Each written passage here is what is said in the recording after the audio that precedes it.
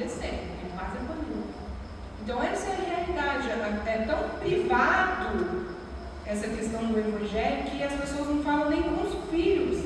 Não, meu filho vai escolher. E aí vem aquele negócio do laico, né? Que lá é totalmente diferente do Brasil, não é assim, liberdade de religião. O laico é a liberdade no sentido de você não pode falar com o outro sobre a sua fé. E isso entrou tanto há 400 anos que você está rodando na França, que foi onde começou muitas coisas, muitos movimentos sociais, que eles falam, não, eu não vou falar com meu filho, porque Deus também é amor, então ninguém vai para o inferno. O inferno não existe, a gente fecha o olho e acabou. Então eu perguntei, mas não existe vida após a morte? Existe. Então, não existe morte? Tentando entender a cabeça do povo. E é uma coisa muito complicada, então o discipulado ele ajuda muito nisso. E aquela senhora do lado de blusa azul, ela chama Audrey, filha dela do Cid. Ela se converteu há quase 1 ano e meio e ela não entendia o evangelho de forma racional, mas ela não entendia ao ponto do Espírito Santo tocar nela para entregar a vida dela. Ela não entendi, mas eu não entendi. Aí eu, tá, peraí, eu vou te contar uma história. A história do carcereiro. Contei a história do carcereiro para aquela mulher.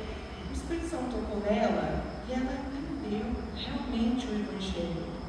Ali ela realizou os 3 primeiros capítulos de Gênesis, a criação, a queda e a redenção. E quando ela entendeu isso, ela falou, eu aceito Jesus como meu Senhor e Salvador. E essa mulher era casada com um homem que ele tem alguns problemas. Ela falou, eu quero que eu e minha casa, eu acredito que eu e minha casa serviremos ao Senhor um dia.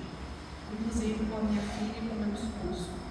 E essa mulher nós fazemos discipulado uma vez por semana, estudando um capítulo de João. A gente ficava de 2 a 3 horas estudando só um capítulo.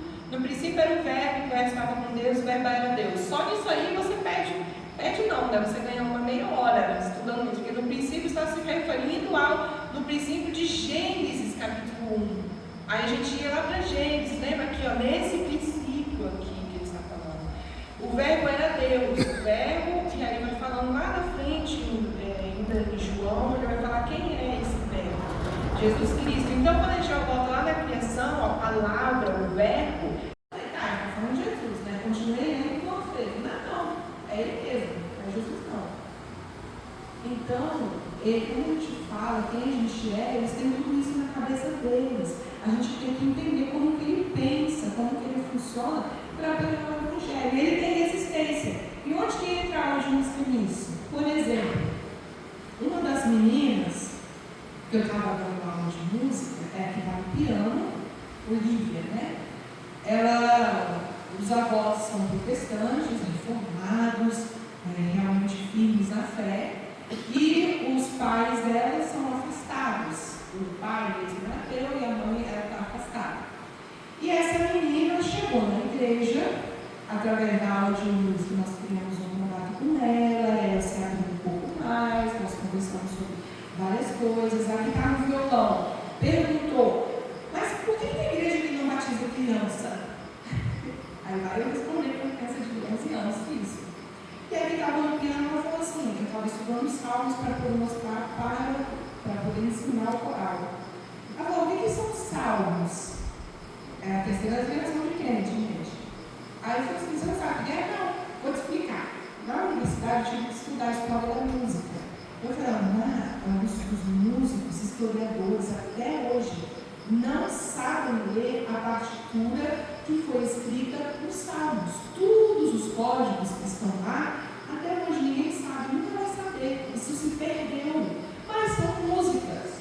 São músicas que o próprio rei Davi escreveu para glorificar a Deus e muitas outras coisas. Ela, quem é o rei Davi? Agora chegou uma vez melhor. Semana que vem eu vou explicar.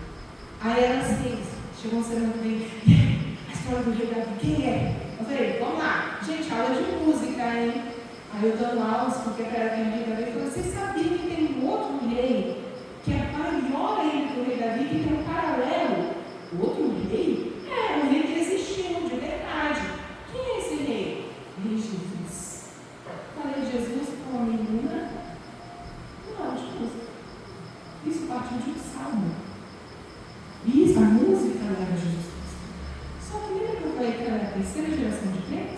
os avós firmes na fé. Inclusive, a avó dela agora está com câncer muito grave, câncer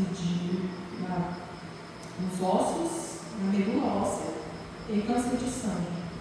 E ela é uma mulher que realmente tem uma fé muito grande. Ela e o esposo dela, que também está com problema grave de saúde, estão passando por isso como um exemplo para nós, os conhecidos. Mas a filha, que é a mãe dessa menina, nada de Cristo, nada de igreja, e essa menina conhecia o rei Davi, que é uma das minhas apresentações. Eram muitos visitantes que não eram da igreja, mas que estavam lá, que ouviram de Jesus Cristo. Essa aluna, era de Cacheado, ela foi, eu chamei ela para a reunião de oração, ela foi, nós estudamos o Pai Nosso naquela noite, e ela falou assim: nossa, eu estudei na escola tal. Aí a outra de cabelo liso: eu também. Meu nome é fulano, eu estudei professor, para começar a trocar figurinha, né? Gente, elas descobriram que as amigas delas de 30 a 40 anos, que elas não se viam, elas se encontraram na minha oração. Eu falei: eu quero te ver mais vezes. Falou assim com a irmã da igreja. Eu falei: ótimo, irmã, todo domingo 10h30 tem culto, ela está lá. Você pode vir para o culto, que ela vai estar lá domingo. A gente aproveita a oportunidade para chamar as pessoas. Numa aula de violão, vem para uma reunião de oração que vai para a igreja. Então é assim que a gente consegue evangelizar. E o coral, a igreja, quando eu cheguei lá, tinha aproximadamente um pouco menos de 30 pessoas. Pela graça de Deus, a igreja cresceu. Quando eu saí, tinha 40 aproximadamente. E o coral tinha 5 pessoas, 5, 6 pessoas. Não tinha muita gente, mas a gente tinha coral, a gente cantava assim mesmo. E o coral era uma porta de entrada, para pessoas da sociedade, para que eles pudessem não só cantar, mas a gente trabalhava a letra da música. Por exemplo, Che d'abord les royaumes de Dieu et sa justice, et toutes les choses vous seront données en plus. Alléluia, alléluia. L'homme ne vivra pas des pains seulement, mais de toute parole qui sortira de la bouche de Dieu. Aleluia, aleluia. Essa todo mundo conhece, buscar primeiro o reino de Deus. Então, nessa música a gente falava do reino de Deus. A gente falava: Jesus, o homem não viverá somente de pão, mas também da palavra do Senhor Jesus Cristo.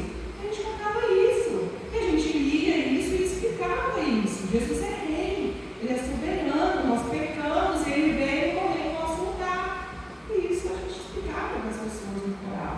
Então, essa era uma forma das pessoas que vinham serem evangelizadas, como também, quando nós chamássemos os visitantes, eles seriam evangelizados através da música. E aí, meu último Natal, eu falei: gente, chega para a igreja, eu não quero porque. Aí ele tem muitos, o mais novo tinha quase 50 anos, e o mais velho é esse, que está na foto de azul, a esposa dele está no meio, com 97 anos, e ele morreu com quase 101. E eu e a vovó, nós visitávamos esse casal, a vovó era na família, nós visitávamos esse casal toda sexta-feira. E aí, numa sexta-feira, a gente não pode ir, né?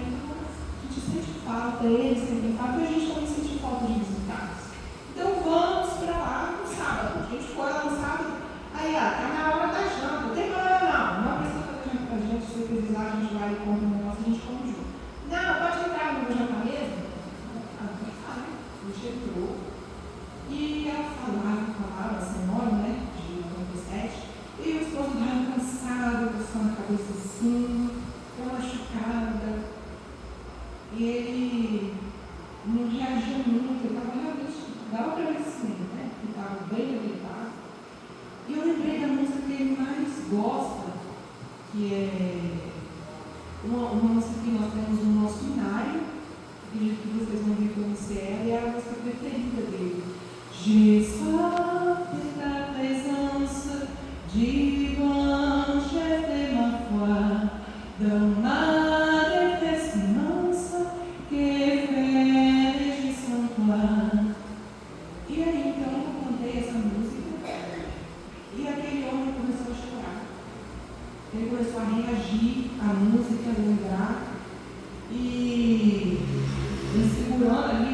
ela pode tirar junto com ele. Aquela foi a última vez que eu vi aquele homem. No domingo de manhã ele faleceu. Quando eu estava na aula da escola dominical, meu bebê, ele chegou a notícia que ele tinha falecido. E eu fiquei em paz porque pelo menos eu não tenho, não sei como nós saímos de lá, ele já estava mais reativo, ele já estava respondendo melhor, ele já estava em paz.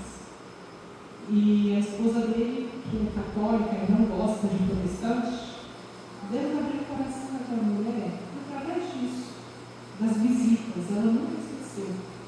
Eu consegui ligar para a França, eu ligo normalmente dia de domingo, quando eu posso. Vou voltar na casa dela, Karen, é você, que bom é você falando, canta aí. Ela pediu para eu cantar no ofício fúnebre do esposo dela, pediu para eu cantar no enterro do esposo dela. Eles fazem um culto uma semana depois que a pessoa morre, que a pessoa, os parentes chegaram lá, o morto já foi enterrado, né? No caso dele enterrado. E aí ela falou, cara, eu quero que você canta também. Não, tá. Deus, ele pode ser o seu pai. E aí nós pregamos o evangelho para aquelas crianças. E diante de tudo isso, talvez você pergunte, mas por que voltar para o Brasil? O que essa menina está fazendo aqui, né? Eu voltei para a filiar PMT. Ela pediu então alguns pré-requisitos. Todos esses pré-requisitos, curso de formação museológica em São Paulo, por isso que eu estou morando em São Paulo, esse ano completo. Estágio obrigatório no mês de julho, no Peru, do dia 10 ao dia 30, tudo isso é obrigatório. Treinamento museológico em patrocínio eu já fiz, no final do ano passado, por isso que eu voltei em novembro do ano passado ao Brasil. Semana de orientação em Campinas, eu fiz, participar da reunião de diretoria da PMT, eu já fui aceita pela própria diretoria da PMT, eu fiz isso, eles aceitaram. Eles falaram que é obrigatório levantar no mínimo 80% do valor, meu custo total para ser enviado para o missionário. Se eu não levantar esse dinheiro, esse valor eles não me enviam. Isso é para todo missionário, tá, gente?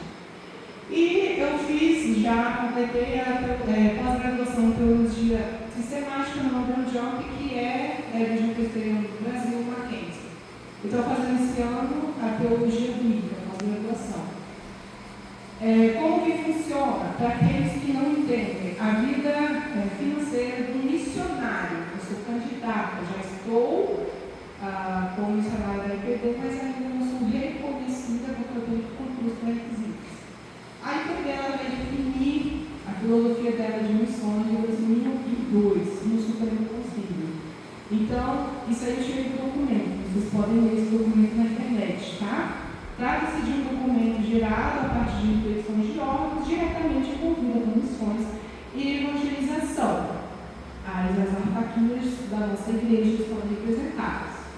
Gerando em seu bojo um fundo missionário e um comitê gestor. Esse bojo de fundo missionário são 50% dos dízimos da igreja, então essa igreja dá dízimo para o presbitério, que essa igreja, normalmente todas as igrejas, devem também dar um dízimo para o Supremo Concílio.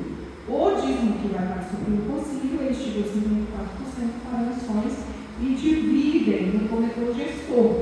Esse comitê gestor, ele vai aprovar, o que ele já fez comigo, aprovar o meu projeto, vai me acompanhar, ele pode suspender ou até mesmo cancelar os projetos ou missionários, podem trocar. Que são os projetos oriundos dos órgãos missionários mantidos com recurso desse fundo da IPB, hoje da ordem de 54% da receita de dízimo que é enviada ao Supremo Conselho.